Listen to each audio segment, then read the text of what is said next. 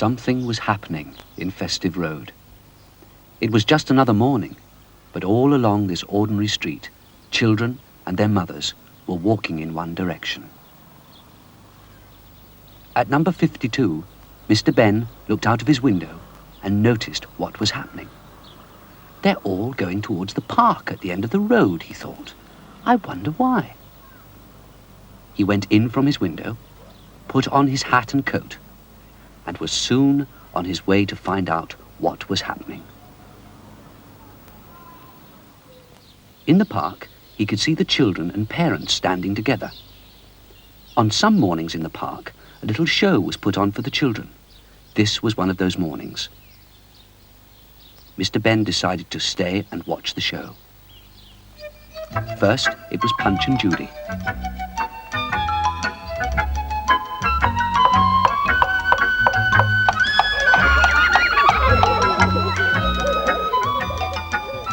The children loved it. So did Mr. Ben. Next, it was a magician. He was very good. He held up a bunch of flowers and made them change to a bird. He made the bird change to a goldfish in a bowl.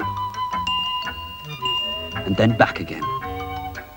After the show was over, Mr. Ben sat on a park bench and thought what fun it would be to work magic.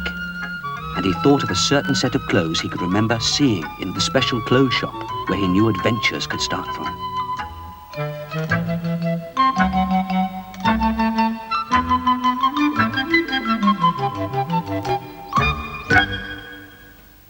He looked around the shop until he saw the costume which he'd remembered. As if by magic, the shopkeeper appeared. "Good morning, sir," he said. "Have you seen anything you fancy?" This one," he said. It was a strangely decorated outfit with a pointed hat. "May I see if it fits?" he asked. "You know where the fitting room is, sir," said the shopkeeper, and they both looked towards the door in the corner of the shop. Mr. Ben was soon in the fitting room. He changed from his ordinary clothes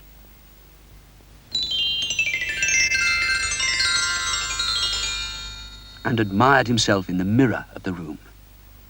"I think this is a wizard's outfit," thought Mr. Ben. "Now where will that take me?" Then he went through the other door, the one that could lead to adventures.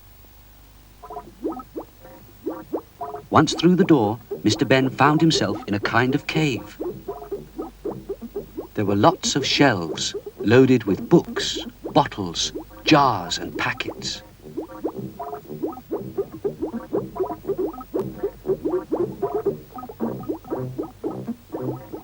Mr. Ben picked up a book called Useful Spells and started to read it.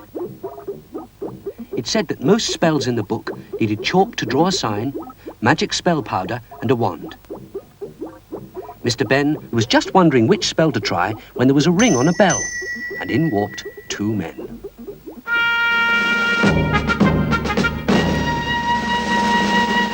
"We've come from the palace," said one. "We've been sent to find a wizard.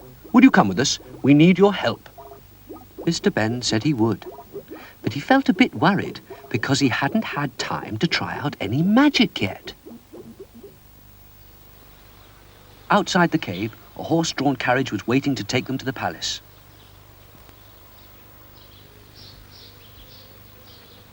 They climbed into it and were soon on their way. As they drove along, people beside the road stopped what they were doing to wave. "Everybody seems happy," said Mr. Ben. "They are," said the messenger. "It's a very happy kingdom. The king is very good. Everybody loves him."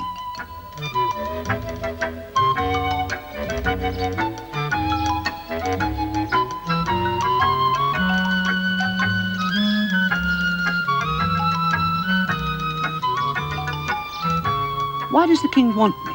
asked Mr. Ben. "You'll find out in a minute," said the messenger. "We're nearly there." The coach drove up to the palace and stopped at the entrance. Mr. Ben was taken to the great hall. Lots of people stood around. Mr. Ben thought they looked rather worried.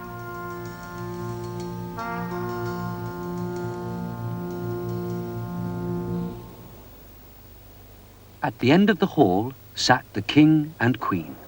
The queen looked very queenly.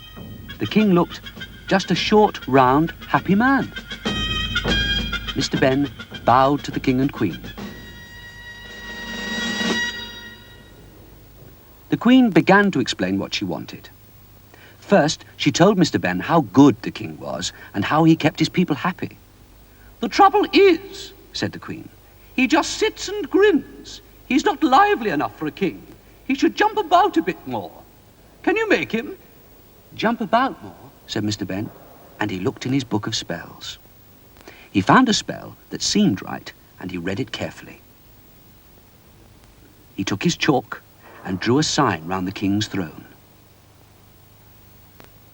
Next, he sprinkled some magic powder on the king, read out the magic spell, pointed his wand, and the king jumped and jumped, rather like a large frog. "Stop!" shouted the queen, and luckily Mr. Ben was ready with the spell to change things back again. The queen wanted to try again. "A king should be big and strong," she said. "Make him big and strong." Mr. Ben read the book again, made another sign, sprinkled more dust, and pointed his wand. And the king grew, and he smashed through the throne, which he thought was very funny. He gave the nearest guard a friendly pat. It was such a blow that it sent the guards flying like a line of skittles.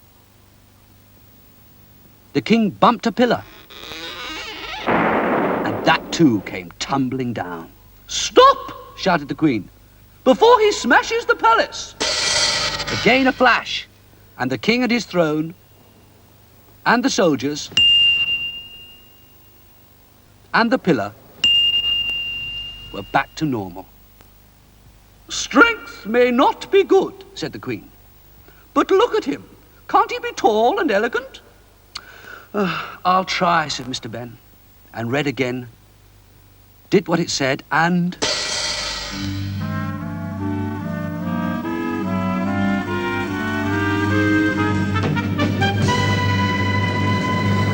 "Stop!" said the queen. Mr. Ben was already saying the spell.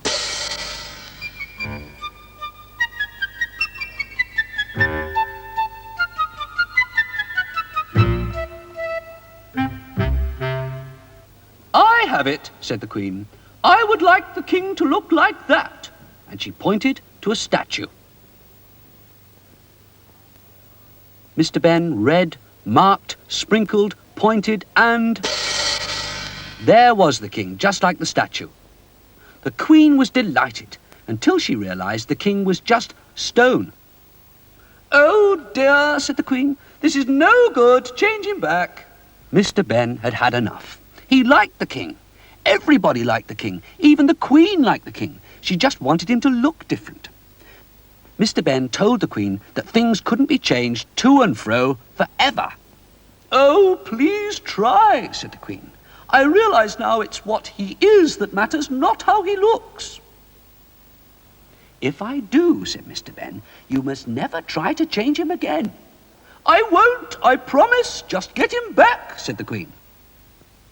With a flash, Mr. Ben brought the king back. Everybody cheered Mr. Ben. Mr. Ben thought they all seemed very happy, seeing that everything was just as it had been. The king, still laughing, thanked Mr. Ben. Another man appeared nearby.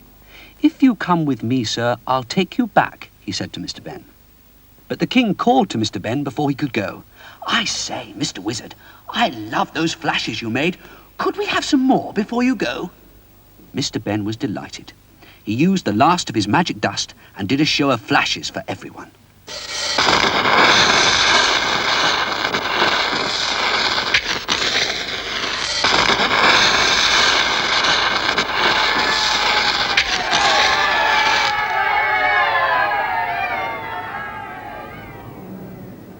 After that, Mr. Ben said goodbye and went through the door the man had shown him. He found himself back in the changing room of the shop. He took a last look at himself as a wizard in the mirror, and then put on his own clothes.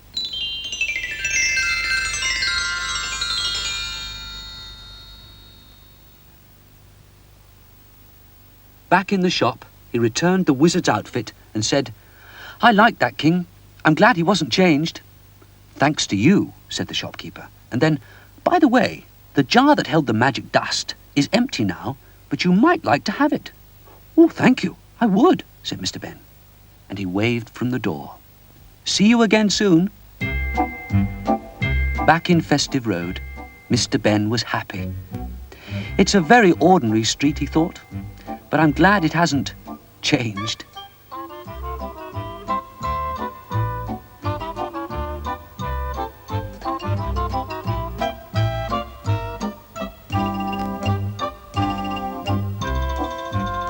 At his gate, he smiled at his jar. Yes, it's empty, but it's just the thing to help me remember. I'll keep it always.